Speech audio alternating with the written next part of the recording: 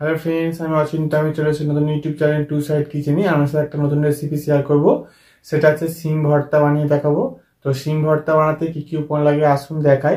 তার আগে একটা জানিয়ে দিই, আমার চ্যানেল যেসব ভিডিও ছাড়া আছে, আমার যদি ভালো লেগে থাকে অবশ্যই লাইক কমেন্ট ও শেয়ার করবেন, বেশি বেশি করে শেয়ার করবেন। আর যদি আমার চ্যানেলটি নতুন হয়ে থাকেন তাহলে প্লিজ সাবস্ক্রাইব করে দেবেন, নিচের বেল নোটিফিকেশনটা অল করে দেবেন যাতে আমার ভিডিও আমাদের কাছে আগে পৌঁছে যায়। তাহলে চলুন, তাহলে সিম ভর্তা বানাতে কি কি উপকরণ লাগে আসুন দেখাই।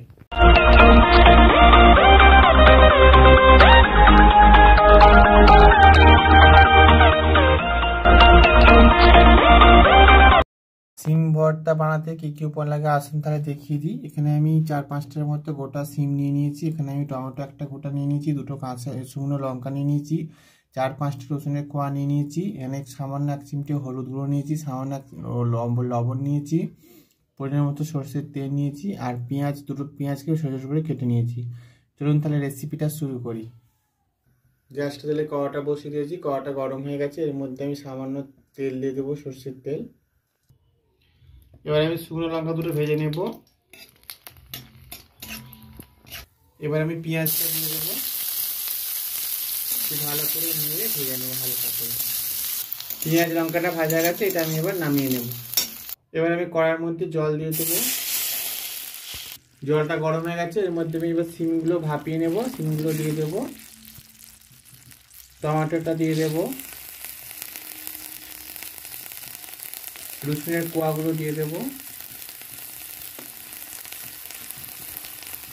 1 চিমটে হলুদ দিয়ে দেবো, লবণ দিয়ে দেবো, দিয়ে ভালো করে নেড়ে দেবো।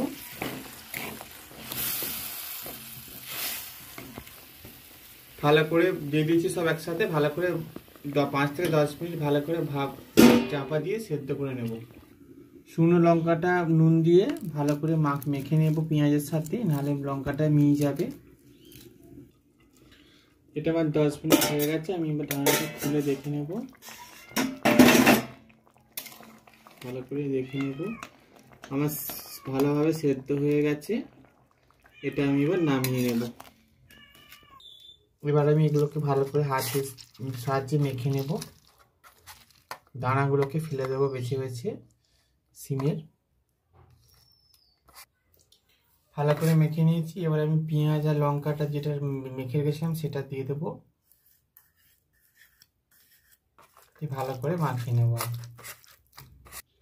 দেখুন আমার সিমের ভর্তা রেসিপিটা হয়ে গেছে। এই রেসিপি আমাদের ভালো লেগে থাকে অবশ্যই লাইক কমেন্ট ও শেয়ার করবেন, বেশি বেশি করে শেয়ার করবেন। আর প্লিজ সাবস্ক্রাইব করে দেবেন এবং আমাদের পাশে থাকবেন। চলুন তাহলে এরকম নিত্য নতুন ভিডিও দেখার জন্য অবশ্যই আমাদের ফলো করবেন এবং লাইক করবেন। চলুন তো দেখা হচ্ছে নেক্সট ভিডিওতে।